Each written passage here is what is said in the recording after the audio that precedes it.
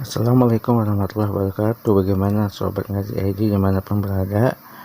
Nah, sekarang kami akan membahas tentang yang lagi rame nih, yaitu apa? Pesta B2. Yuk kita simak Pesta B2 kolonialisme di zaman kita. Belakangan ini, lini masa saya dipenuhi obrolan soal film dokumenter keluaran 2026 ini ya sobat, yang judulnya cukup bikin dahi berkerut.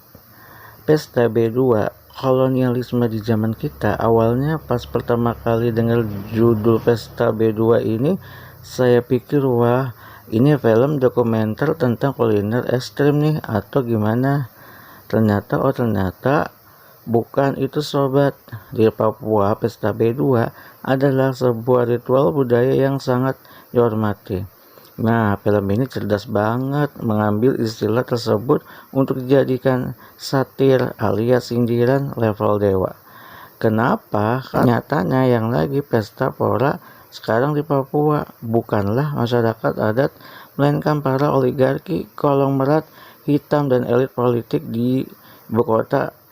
Bedanya yang mereka panggang dan bagi di atas meja perjamuan bukan daging B2, melainkan jutaan hektar tanah ulayat dan hutan Papua. Waduh, doyan banget ya, rakus bener. Film dokumenter ini memotret garis depan perjuangan suku Merin, Ye, dan Auyu di Papua Selatan.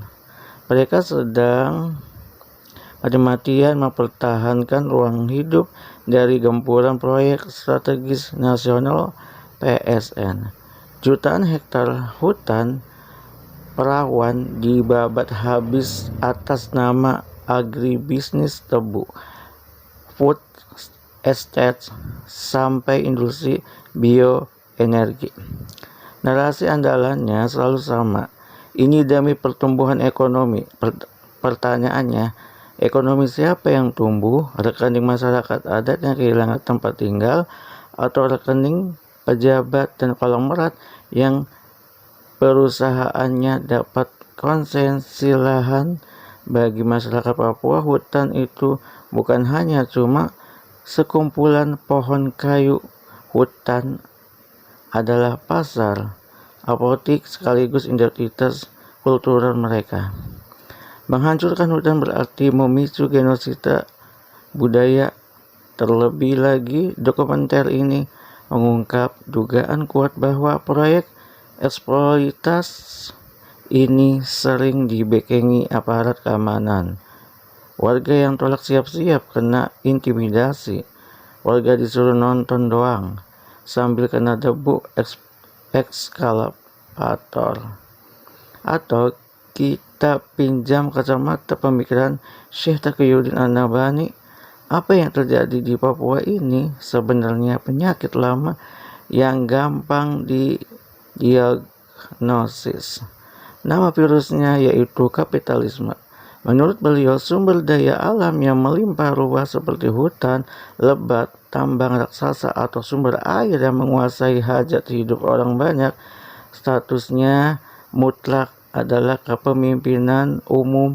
Artinya apa? Negara memprivatisasi atau menyerahkan hak pengelolaannya ke segelintir korporasi, baik lokal apalagi asing.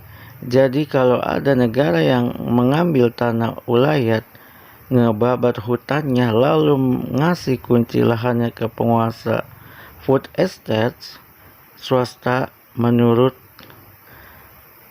Syekh An-Nabhani, negara itu sedang melanggar aturan fundamental.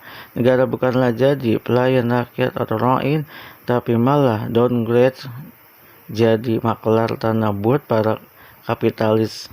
Udah jadi makelar, rakyatnya ditinggal gitu saja lagi.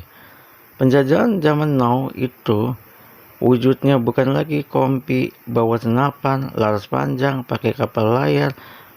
Penjajahan hari ini menggunakan stempel undang-undang dan tameng atas nama pembangunan. Selama sistem ekonomi yang dianut masih memuja swastanisasi sumber daya alam milik umum, maka pesta-pesta perampasan ruang hidup ini akan terus terjadi. Hari ini di bumi Papua, besok bisa jadi di kampung halaman kita sendiri.